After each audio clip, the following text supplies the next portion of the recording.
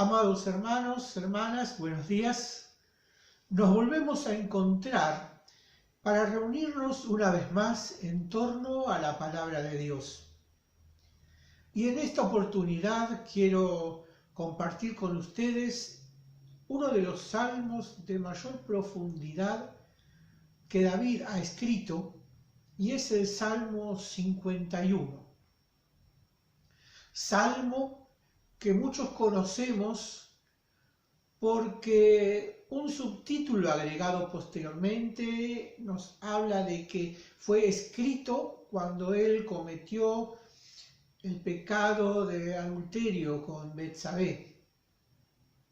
Estos subtítulos que muchas veces aparecen en la Escritura nos condicionan para leerla, y a su vez las distintas interpretaciones que a través de la historia se ha tenido del Salmo nos lo han presentado como un salmo de tristeza, donde un David angustiado, quebrantado, dolido, un David confrontado con su propia naturaleza, se vuelca al Señor totalmente.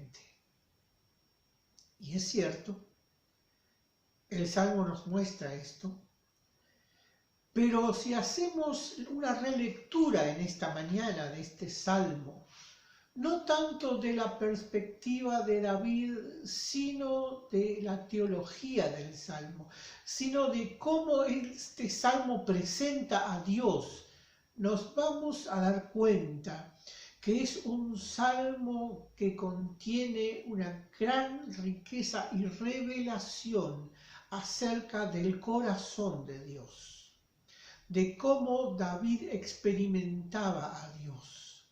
Experimenta el dolor de su falta, el dolor de su pecado, pero también experimenta el corazón de Dios. Y el salmista escribe: misericordia, Dios mío, por tu bondad, por tu inmensa compasión, borra mi culpa. Lava del todo mi delito, limpia mi pecado. Pues yo reconozco mi culpa, tengo siempre presente mi pecado. Contra ti solo pequé, cometí la maldad que aborreces. Y cuando leemos este pasaje, teniendo, como dije antes, en mente la situación que dio origen a este mismo salmo, podemos ver a un David sí compungido, sí dolido por sus faltas. Una experiencia que a cada corazón que se vuelca a Dios le ocurre cuando las distintas situaciones de la vida hacen que la fe tiemble y que quizás todos estos postulados de la palabra de Dios no priman sobre la decisión que se tomó y se comete algún tipo de pecado, grave o no a nuestros ojos, pero pecado delante de Dios. Generalmente estamos tan ocupados y absortos en nuestra vida cotidiana que pocas veces le prestamos atención a todas nuestras faltas que diariamente cometemos contra el Señor. Porque no nos gusta esto. Nos gusta encontrar un Dios que pueda refugiarnos y consolarnos en el dolor. Nos gusta acercarnos a un Dios compasivo, nos gusta acercarnos a través de Jesucristo a buscar la fortaleza, el consuelo, la esperanza, y esta es una realidad que solo la fe cristiana nos puede brindar. Pero cuando leemos la palabra de Dios, nos damos cuenta que encontramos un Dios sí amoroso, compasivo, misericordioso y que es nuestro refugio, pero que nos confronta con nuestra propia realidad. ¿quién eres realmente? ¿Quién sos en realidad? ¿Cómo sos? Esto es a lo que el Señor nos confronta en su palabra. ¿Qué clase de personas somos? ¿Las que decimos o aquellas que somos definidas por nuestros actos? Y por eso encontramos no solamente un Dios que nos explica el porqué de nuestros actos, sino que nos complica con el desafío de superarlos. Encontramos un Dios que nos habla de nuestra ignorancia, pero de su capacidad y bondad para liberarnos de nuestra ignorancia. Encontramos un Dios que nos lleva a vivir una vida como la de Abraham, en incertidumbre. ¿Qué es lo que vendrá? ¿Qué es nuestra esperanza para el futuro? Sí lo sabemos desde una perspectiva, a través de la lectura de diversos libros de la palabra, pero ¿qué pasará mañana? ¿Cómo lo viviré? Y el salmista presenta a este Dios de esta manera: misericordia, Dios mío. Es lo primero que pide. Misericordia, es esa actitud, esa perfección de Dios por la cual Él nos brinda el perdón y no nos concede lo que merecemos. Misericordia, Dios mío, por tu bondad, por tu inmensa compasión, borra mi culpa. En primer lugar, Él conoce su situación, su debilidad, quién es y lo que ha hecho, las consecuencias que trae lo que Él hace, por lo tanto pide a Dios misericordia. Esta misericordia es la que nos hace abrir los ojos cada mañana. Esta misericordia es la que hace que podamos estar sentados en este lugar viendo este video y con la palabra de Dios abierta, reflexionar acerca de nuestro corazón y de nuestro comportamiento. Dice misericordia, por tu bondad. Así que primero hay un Dios misericordioso al cual David en su situación puede acercarse, y hay un Dios bondadoso. La misericordia y la bondad de Dios son perfecciones infinitas del corazón de este Padre que se nos reveló a través de Jesús y en la Escritura, para que nosotros podamos experimentar, tener una comunión con Él. Pero no solamente va, dice, por tu inmensa compasión. Un Dios compasivo. No es un Dios que atormenta, no es un Dios acusador, no es un Dios que se presenta delante de David o del pecador para señalarlo con el dedo. Es un Dios compasivo. Nuestro Padre es un Padre compasivo. Es misericordioso, es bondadoso y es, según David, inmensamente compasivo. Tal es así que él le ruega a este Dios: borra mi culpa, lava del todo mi delito, limpia mi pecado. Borra, lava, limpia. Quizás el pedido de David sería: permíteme ser un poquito de barro en tus manos para ser transformado una vez más. No por un dedo acusador, sino por la mano cariñosa de nuestro Dios. Y es por esto que a veces, cuando compartimos al Señor, cuando compartimos las verdades de la palabra de Dios, muchas veces hablamos con las personas y comenzamos diciendo: bueno, vos sos pecador y necesitas a Dios, y la persona comienza a sentirse inculpada, quizás señalada, y ya todo eso lo venía trayendo de antes. Cuando alguien se acerca al Señor, en la situación en que David se encontró, en la situación en que muchas personas están hoy en la sociedad, no necesitan que les digamos que son pecadores, ya lo saben. Y si no lo saben, lo experimentan, y experimentan la oscuridad de sus pecados. Experimentan la oscuridad de una sociedad pecaminosa. Experimentan el moverse fuera de el amor confortable de Dios. Y nuestra palabra debe ser una palabra de consolación y de alegría. Hay misericordia en Dios. Hay bondad en Dios. Hay inmensa compasión en Dios. Hay transformación en Dios. ¿Quién no quiere esto?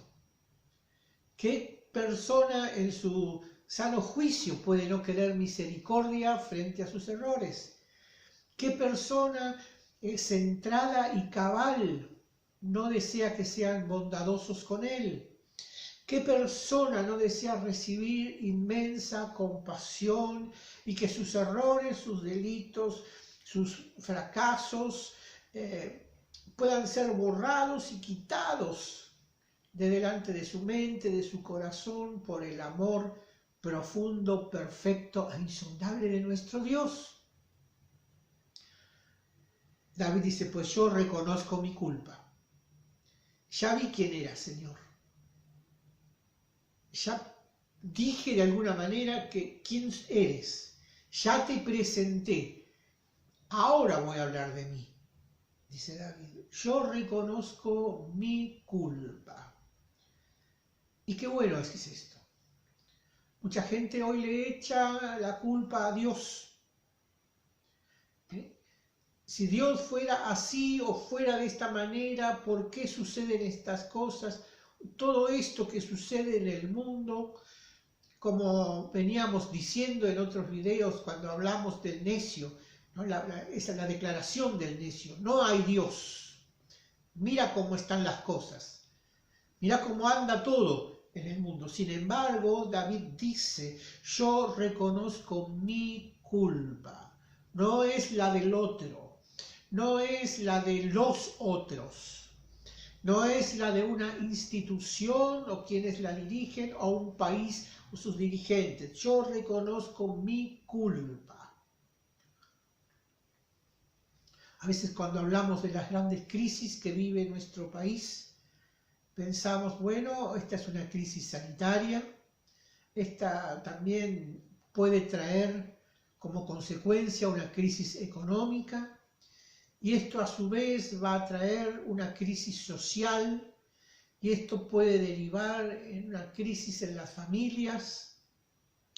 Pero la gran crisis que vive nuestro país, querido hermano y hermana, es una crisis moral. Es una crisis donde la culpa la tiene el otro. Y somos como 55 millones de personas que tiene la culpa el otro. Y de esta manera es imposible avanzar. Pero David logró avanzar y superar este gran escollo que se había presentado en su vida, este gran error, esa gran debilidad, ese gran pecado, ese gran acto perverso que él cometió. Dice, yo solamente lo hice, reconozco mi culpa, tengo siempre presente mi pecado. Contra ti solo pequé. Y acá entra en juego un gran par de virtudes que aparecen en la palabra de Dios. La primera es la del corazón humano, la humildad. Y en segundo lugar, la confianza. Yo reconozco, dice David, él es humilde. No se humilla en el sentido de autoacusarse. Él no tiene esa actitud, pero sí reconoce su culpa. Él es humilde. El humilde reconoce quién es y lo que necesita de parte de Dios. El humilde reconoce su impotencia. pero a su vez confía en la omnipotencia de nuestro Dios. El humilde dice, yo lo he hecho, está presente delante de mí quién soy, porque las faltas las cometí contra ti, oh Dios. Porque nuestros pecados no son contra las personas, nuestros actos son en contra de las personas, nuestros dichos. Pero como esa persona es un hijo, una criatura de Dios, siempre el pecado es contra el Señor. Yo contra ti he pecado, reconoce David. Y en esa humildad, en esa sencillez que él tiene, dice, cometí la maldad que aborreces. En la sentencia tendrás razón. En el juicio resultarás tú inocente y yo culpable. Y más adelante escribe diciendo lo siguiente, ¿te gusta un corazón sincero? O sea que a este Dios de misericordia, este Dios bondadoso, este Dios compasivo, este Dios que limpia, lava y transforma, ama el corazón sincero de sus hijos. ¿Tienes un corazón sincero para con Dios? Puedes presentarte delante de Él y decirle, Señor, como decía David, reconozco mi culpa. Señor, quizás no te he buscado. Señor, quizás con este tiempo de pandemia y me he excusado siquiera de abrir la Biblia. Porque que compartamos estos videos no, podríamos decir, no cubre la cuota que deberíamos cubrir, si algo así debiéramos hacer, sino la búsqueda diaria, sincera, profunda del crecimiento en Dios. ¿Cuál es tu experiencia con Cristo? ¿Hasta dónde conoces al Padre? ¿Lo conoces por libro o lo conoces por vivir junto a Él cada día? ¿Lo conoces por las enseñanzas de un ministro o lo conoces por el simple hecho de abrir la palabra a solas y de pensar y de leer y de buscarlo y de experimentarlo en medio de las situaciones de la vida en las que Él te acompaña? ¿Eres igual que hace muchos años? ¿Encuentras que quizás muchas de tus reacciones, que son difíciles de controlar, te hacen quedar delante de las personas de una manera incómoda? Y sentís tu impotencia, diciendo, yo esto ya no lo puedo cambiar, o podés acercarte al Dios compasivo que borra, lava y transforma. Yo quiero decirte que en este domingo, que en este salmo Dios es presentado por David como este Dios que trasciende nuestros preceptos y paradigmas y nuestra religiosidad, y nuestras teologías y nuestra forma de pensar y nuestros criterios, porque es absolutamente el otro de nosotros. Él va más allá de nuestros pensamientos e intenciones, los escudriña, los conoce, los juzga. Y cuando decís como David, reconozco que la culpa es mía, te perdona. Por último, vamos diciendo en esta mañana, en mi interior me inculcas sabiduría. Rocíame con el hisopo, quedaré limpio, lávame y quedaré más blanco que la nieve. Hazme oír el gozo y la alegría. Aparta de mi pecado tu vista, borra de mí toda culpa. Crea en mí un corazón puro, renuévame por dentro con espíritu firme. No me arrojes lejos de tu rostro, no me quites tu Santo Espíritu, devuélveme la alegría de tu salvación. Afiánzame con espíritu generoso y enseñaré a los malvados tus caminos, los pecadores volverán a ti. Qué precioso salmo, qué terrible David. Ahora él está reconociendo una vez más su necesidad. Vuelve ese David humilde, dice: oh Dios, crea en mí un corazón puro. Yo no puedo, tú sí puedes. La gran pregunta es, querido hermano y hermana, ¿deseas un corazón puro? Porque esto sería entrar dentro del molde de Dios, con los principios de Dios, con sus reglas, dejar las nuestras y dejarnos moldear y dejarnos trabajar por el Espíritu. David dice: devuélveme la alegría de tu salvación. ¿Qué tanto gozo te produce saber que tenés una experiencia con Cristo? Quizás más de alguno que se dice cristiano diga: uy, qué bueno, no hace falta que vaya a la iglesia. Total, Dios está en mi casa, no necesito ir al culto. Y en ese no necesito, luego queda: no necesito la comunión, no necesito la cena, no necesito cantar, no necesito ofrendar. Cuando cada una de esas cosas fueron mostradas por el Señor a su pueblo, para que su pueblo se deleite en ellas.